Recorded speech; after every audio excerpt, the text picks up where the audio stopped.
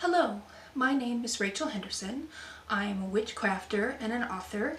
My third book, The Natural Home Will of the Year, is all about the will of the year, the various Sabbats that make it up, and how to celebrate them.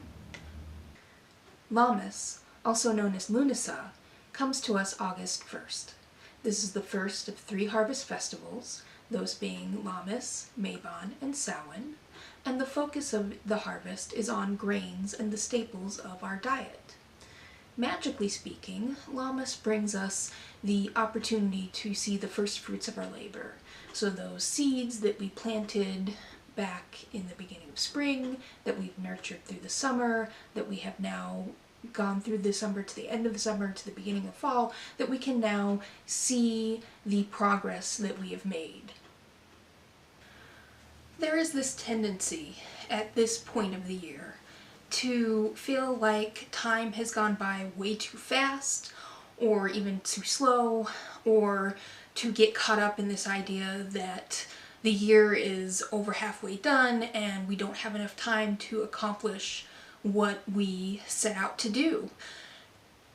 There's a lot of societal pressure on us to have a linear experience when it comes to time, that we have our New Year's resolutions at the beginning of the year, that we follow through with them, and by the end of the year we have changed. And it's very much focused on that very linear look at life. But what I want you to see is that the benefits of the will of the year are that it's cyclical, that time moves in a circle, so we always have another chance to do the things that we were planning on doing or that we had on our to-do list. We can always plant that garden, we can always go camping, stay up to see the sunrise, or get up to see the sunrise, or start that business that we meant to start. That because it moves in this circle and in this cycle, we always have another opportunity to make good on the promises that we made ourselves. The cycle also gives you permission to start over. There's always going to be another day, another season, another year that you can then work on to do the things that you wanted to do. It's unlike the calendar year that society has and that we're somewhat constrained by, where you are expected to accomplish a certain number of things before you're 30 or 40 or 50. The will of the year gives us, we're always renewing, we're always having another opportunity to turn around, to reassess, to adjust our approach to our goals. And this is a blessed flexibility that I want people to see as a way to then not feel like they're falling behind. Now, that's not to say that the seasons aren't important. They are very important. The idea is just not to embrace a rigid schedule, to be kinder to yourself in what you can accomplish or what you have accomplished. I don't want you beating yourself up for missing the planting season. I want you to have the courage to plant anyways. Look at this as an opportunity to do what it is that you want to do, and that you always have the chance to start over. And this is where Lammas energy comes into play, because it is all about abundance and gratitude, but also releasing. So if you feel like you've fallen behind, you can do things to deal with that feeling. Go ahead and do some shadow work about your expectations and perfectionism. and see where that is rooted and how you can then integrate that into yourself. Take some time and journal about it. Go along and journal on this prompt. That ask yourself, why do I think I have to accomplish XYZ in a certain amount of time? Am I really off track, or do I just think I am based on societal expectations? Are these expectations are coming from me, or are they pressures that are from the outside world? And then go ahead and journal, what is one thing you could do right now that would go towards working towards your goals? Just one thing.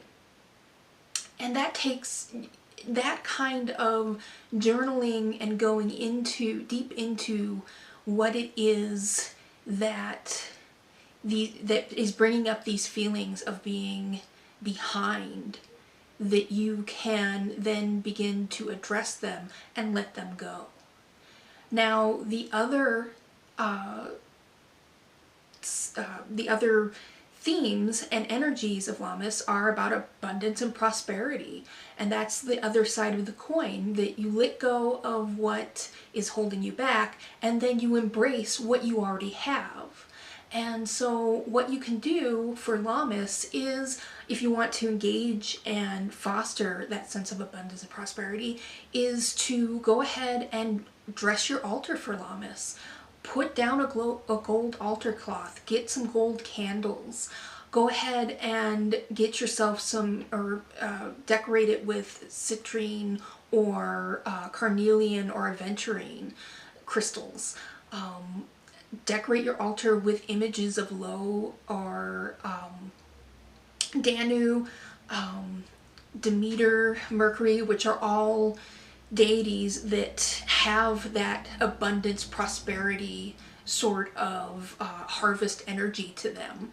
You can also go out and do a foraging trip. Go get some wildflowers, get some goldenrod and some black-eyed Susans or red clover or sunflowers, and decorate your altars with that. Use those as offerings to those deities or to the universe in thanks of the abundance and prosperity that is already in your life. Go ahead and burn frankincense or sandalwood incense, which are both, again, have those energies of Lammas in them. And don't forget to adorn yourself as well. Wear gold and silver jewelry. Well, wear jewelry and clothes and makeup that make you feel rich and prosperous and abundant, so that you incorporate that energy into yourself. And then finally, go ahead and work on a gratitude list. Write down everything that you are grateful for, everything that, no matter how small, like everything where you find that you are prosperous, where you find that you are abundant, what you are grateful for, your family, your friends, your pets, your house, your job, your financial situation. Even if the only thing you have going for yourself right now is that your TV shows and the books you're reading are providing you with entertainment. Write this all out. Nothing is too small to be grateful for. And keep that list with you for someplace where you will see it all the time. So keep it in your wallet or your journal or on your altar, and pull it out and look at it and reference it and reflect on it for the rest of the year, to remind yourself that while you may feel, or society may be saying, that you're falling behind on something, that you're not. You have all these riches already. And so, finding blessings where you can and releasing that which does not serve you anymore, that's all part and parcel of the energy and the lesson of Lammas. I hope you found this video helpful. Blessed be.